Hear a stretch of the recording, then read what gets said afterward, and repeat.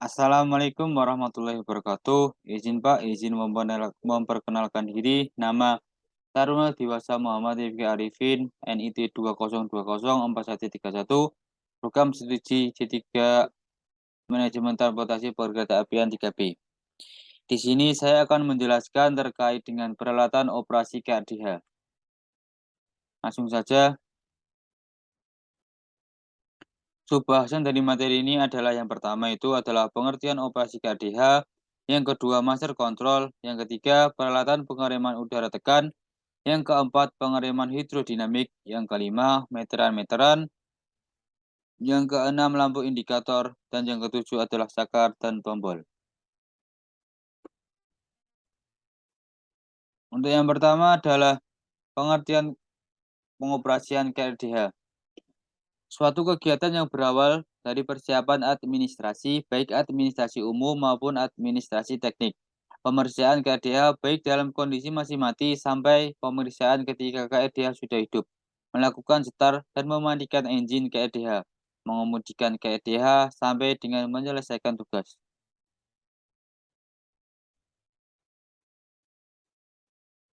Selanjutnya adalah pengendali utama atau master control.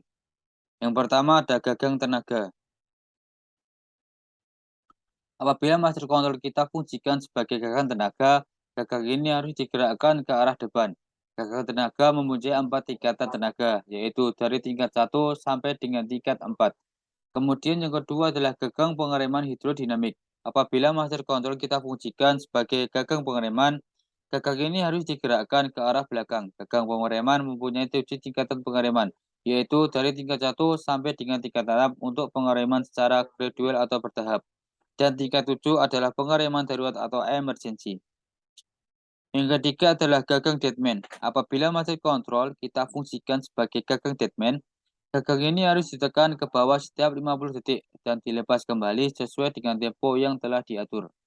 Yang keempat adalah pembalik arah atau reversing handle. Peralatan ini mempunyai fungsi sebagai pengatur arah gerakan dari kereta yaitu ke arah maju, arah mundur, atau netral. Peralatan ini mempunyai 3 posisi, yaitu maju atau F, netral atau O, mundur atau R. Yang kelima adalah kunci kontak atau key switch. Berfungsi sebagai switch untuk menghubungkan arus listrik dari baterai ke sistem kendali. Yang keenam adalah peralatan pengamanan atau deadman service. Suatu peralatan yang berfungsi sebagai peralatan pengamanan pengereman dan peralatan ini harus selalu dikerjakan oleh masinis. A adalah tombol deadman, menjadi satu dengan master control. Cara pengerjaannya adalah dengan menekan tombol gagang master control ke arah bawah selama 50 detik. Setelah itu dilepas lagi selama 5 detik dan kemudian ditekan lagi. Yang B adalah pedal deadman. Di samping ditekan lewat master control, deadman juga dapat dikerjakan lewat pedal deadman yang ada di bawah meja pelayanan atau dekat kaki masinis. Kemudian selanjutnya adalah peralatan pengereman udara tekan. Yang pertama itu automatic brake valve atau gagang pengereman udara. Gagang pengereman udara atau pneumatic brake handle, posisi tersebut adalah yang pertama itu posisi pengisian atau filling, posisi jalan atau running, posisi netral lap atau netral, posisi pengereman atau application, posisi pengereman darurat atau emergency. Selanjutnya adalah pengereman hidrodinamik.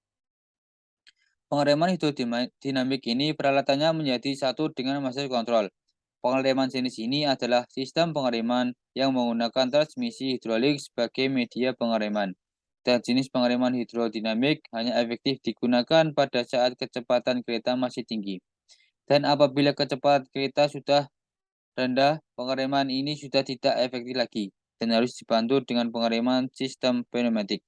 Posisi gagang pengereman hidrodinamik mempunyai 7 tingkatan, yaitu tingkat pertama sampai dengan tingkat 6 pengereman bertahap atau gradual, sedangkan tingkat yang ketujuh adalah pengereman darurat atau emergency. Untuk mengerjakan pengereman ini adalah dengan cara menggerakkan master control ke arah belakang, sedang tahap tingkatannya disesuaikan dengan kebutuhan kekuatan pengereman. Kemudian ada parking brake. Jenis pengereman parking adalah termasuk jenis pengereman pneumatik. Pada saat KRDH hidup dan rem parkir tidak dikerjakan, maka silinder rem terisi udara, sehingga menekan gas dengan tread brake. sehingga blok rem terlepas dari roda yang berakibat rem terlepas.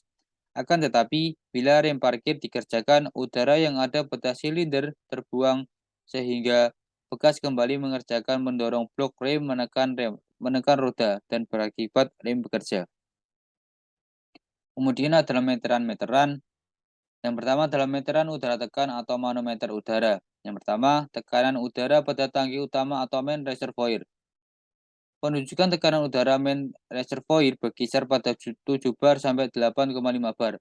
Selalu naik turun karena adanya pengaturan tekanan dari governor kompresor. Yang kedua adalah tekanan udara pada pipa udara pengereman atau brake pipe. Tekanan udara pada brake pipe ditunjukkan pada jarum warna putih. Penunjukan tekanan udara brake pipe 5 bar. Pada saat brake fail pada posisi rilis dan tekanan pada brake pipe akan turun kurang dari 5 bar ketika pengereman dikerjakan. Yang ketiga adalah tekanan udara pada silinder rem atau brake cylinder. Tekanan udara pada silinder rem ditunjukkan pada jarum warna hitam. Penunjukan tekanan udara silinder rem sebesar 0 bar pada saat brake valve pada posisi rilis dan maksimum sebesar 3,2 bar. Kemudian adalah meteran tekanan listrik atau voltmeter. Peralatan ini berfungsi untuk memantau tekanan listrik yang dihasilkan oleh alternator. Penunjukan voltmeter ini mempunyai ring sampai dengan 400 volt. Meteran arus listrik atau ampere meter. Peralatan ini berfungsi untuk memantau arus listrik yang dihasilkan oleh alternator. Penunjukan ampere meter ini mempunyai ring sampai dengan 100 volt. Kemudian selanjutnya adalah meteran bahan bakar. Peralatan ini berfungsi untuk memantau persediaan bahan bakar pada tangki bahan bakar. Penunjukan pada meteran ini hanya memberikan informasi bahwa persediaan bahan bakar dalam tangki kosong atau E, isi setengah, dan isi penuh atau F. Selanjutnya adalah penunjuk kecepatan atau speedometer. Peralatan ini berfungsi untuk memantau kecepatan kereta api agar sesuai dengan kecepatan yang diinginkan atau kecepatan yang tercantum dalam aturan pengoperasian. Selanjutnya ada lampu indikator. Lampu ini memberikan peringatan kepada masinis bahwa peralatan tersebut di bawah ini bekerja. Peralatan yang bisa diindikasikan oleh lampu ini antara lain adalah peralatan yang pertama adalah pintu kanan terbuka, pintu kiri terbuka, foot step kanan kerja, foot step kiri kerja, master control 1 on, master control 1 off, master control 1 gangguan, master control 1 gangguan, baterai, rem parkir kerja, deadman kerja, engine kerja, dan engine mati. Kemudian selanjutnya adalah sakral dan tombol. Saklar dan tombol ini berfungsi untuk mengerjakan beberapa peralatan kendali seperti di bawah ini. Yang pertama adalah sakral lampu. Saklar lampu ini berfungsi untuk mengerjakan beberapa fungsi lampu antara lain yang pertama adalah penerangan ruang penumpang, yang B penerangan kabin masinis, yang C lampu sorot. Yang kedua adalah tombol pembersih kaca. Yang pertama itu terdiri dari tombol washer dan tombol wiper. Yang ketiga adalah tombol pintu. Terdiri dari pintu kiri dan pintu kanan. Yang keempat adalah tombol footstep. Terdiri dari footstep kiri dan footstep kanan. Kemudian yang kelima adalah tombol klakson. Yang keenam tombol pengatur sirkulasi udara. Kemudian tombol pengatur suhu udara, tombol engine start, tombol engine stop, tombol baterai, dan yang terakhir adalah tombol lampu semboyan. Berikut adalah penjelasan yang bisa saya sampaikan. Kurang lebihnya mohon maaf. Wassalamualaikum warahmatullahi wabarakatuh.